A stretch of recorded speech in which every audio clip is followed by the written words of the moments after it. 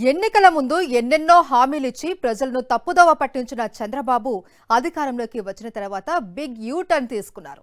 YS Jagan పాలనలో కంటే ఎక్కువ సంక్షేమ పథకాలను ఇస్తాము అని సూపర్ 6 పేరు మీద పలు కీలక పథకాలను ప్రకటించిన చంద్రబాబు తీరా పాలనలోకి వచ్చిన తర్వాత తన అసలు స్వరూపాన్ని చూపుతున్నారు.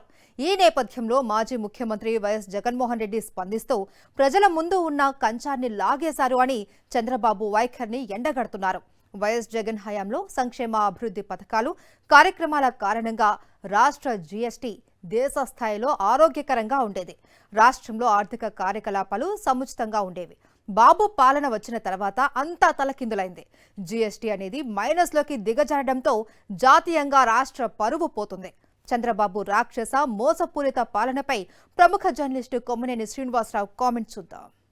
ఏపీలో ప్రజల వద్ద ఉన్న కంచాన్ని చంద్రబాబు లాగేశారు. ప్రతి ఇంటికి బాబు మోసం. ఇది వైఎస్ఆర్ కాంగ్రెస్ అధినేత మాజీ ముఖ్యమంత్రి వైఎస్ జగన్ చేసిన విమర్శ. ఈ వార్త ప్రజలకు అందిన రోజే మరో సమాచారం వచ్చింది. జీఎస్టీ ఆదాయం వసూళ్లలో దేశమంతటా పైకి వెళుతుంటే ఏపీలో మాత్రం నేల చూపులు చూస్తోందని ఆ కథన సారాంశం.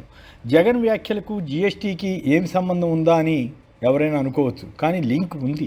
అదేమిటంటే జగన్ ప్రభుత్వం ప్రజలకు వివిధ స్కీముల కింద ఆర్థిక సాయం చేసేది. నేరుగా లబ్ధిదారుడికి నగదు అందేలా ఆ పథకాలు అమలవుతుండేవి. ఆ డబ్బు చేతిలో ఉండడంతో ప్రజలు, ముఖ్యంగా పేదలు, దిగువ మధ్యతరగతి వారు తమకు అవసరమైన రకరకాల వస్తువులను కొనుగోలు చేసుకునేవారు.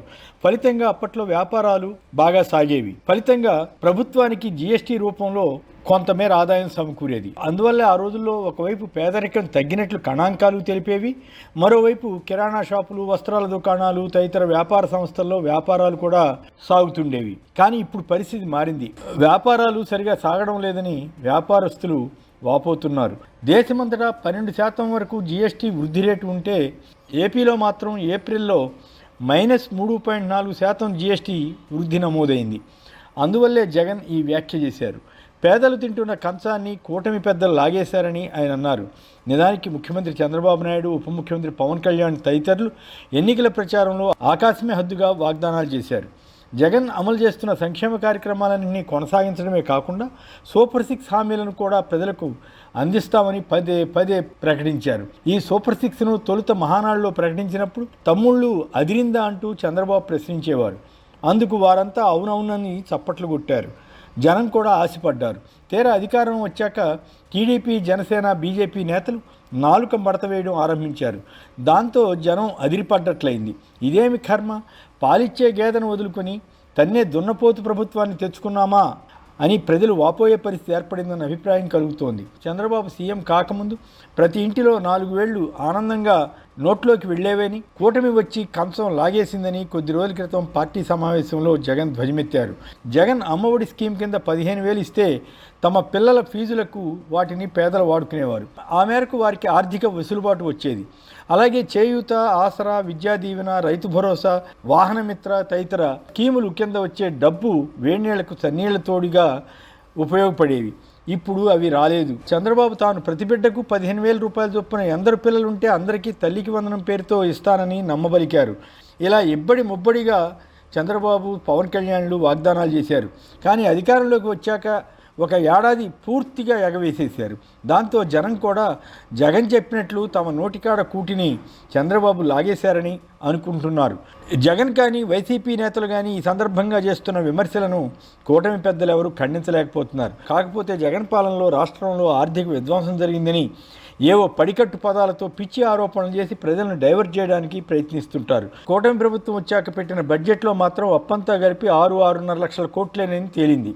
అందులో సగం 2014 టర్మ్లో చంద్రబాబు ప్రభుత్వం చేసిన అప్పు కూడా ఉంది.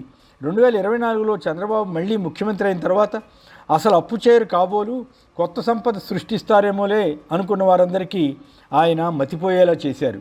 ఏకంగా రికార్డు స్థాయిలో అన్నీ కలిపి 1,50,000 కోట్ల అప్పు చేశారు. ఈ 1,50,000 కోట్ల అప్పు ఏమి చేశారన్నది మిస్టరీగా మారింది. దానిపై ప్రభుత్వం ఇంతవరకు వివరణ పత్రం ఇవ్వలేదు. దాంతో చంద్రబాబు ప్రభుత్వం ప్రజలను మోసం చేసిన సర్కారుగా గుర్తింపు పొందుతోంది. ఇంత అప్పు చేసి కూడా చంద్రబాబు తరచూ తమకు అప్పులు పుట్టడం లేదని, సంపద సృష్టించడం ఎలాగో చెవిలో చెప్పండి అని కామెంట్లు చేస్తుంటే ప్రజలు నిశ్చేష్టులు అవుతున్నారు. తన పార్టీ సమావేశంలో జగన్ మాట్లాడుతూ ఏపీలో ప్రతి ఇంటిని బాబు మోసం చేశారని అన్నారు. ఇది కూడా నిజమే అనుకోవాలి. జగన్ టైంలో ఏదో రకంగా 87% కుటుంబాలకు ఆర్థిక సాయం అందేది. ప్రస్తుతం పెరిగిన పెన్షన్ 1000 రూపాయలు తప్ప పేదలకు కానీ మధ్యతరగతి వారికి కానీ ఏమీ అందడం లేదు. ప్రజలకు సూపర్ 6 అందకపోగా రాక్షస రాజ్యం నడుపుతున్నారని, ప్రశ్నించిన వారిపై కేసులు పెడుతున్నారని, జీఎస్టీ వసూళ్ల గురించి వచ్చిన డేటా విశ్లేషిస్తే ఈ కూటమి సర్కారు వచ్చిన ఈ కాలంలో 2 నెలలు తప్ప మిగిలిన అన్ని నెలలు గత ఏడాదితో పోలిస్తే మైనస్ గ్రోత్ నమోదైంది. ఇది ఏపీకి మంచి పరిణామం అనిపించదు. గత ఏప్రిల్లో తమిళనాడులో 13%, తెలంగాణలో 12%, కర్ణాటకలో 11%, కేరళలో 5%, చివరికి ఒడిశాలో కూడా 5% వృద్ధి రేటు చూపితే ఆంధ్రప్రదేశ్లో మాత్రం -3.4%గా నమోదైంది. అయినా దాన్ని కనిపించకుండా చేసేందుకు ఎల్లో మీడియా పాట్లు పడింది. కొద్ది కాలం క్రితం జిఎస్డిపిలో నెంబర్ 2 వచ్చేసామంటూ ఒక అంకెను ప్రచారం చేశారు. ఆ తర్వాత కేంద్రం విడుదల చేసిన జీఎస్టీ లెక్కలతో ఏపీ ప్రభుత్వం చెప్పేవి బూటకపు లెక్కలన్న అభిప్రాయం కలుగుతుంది.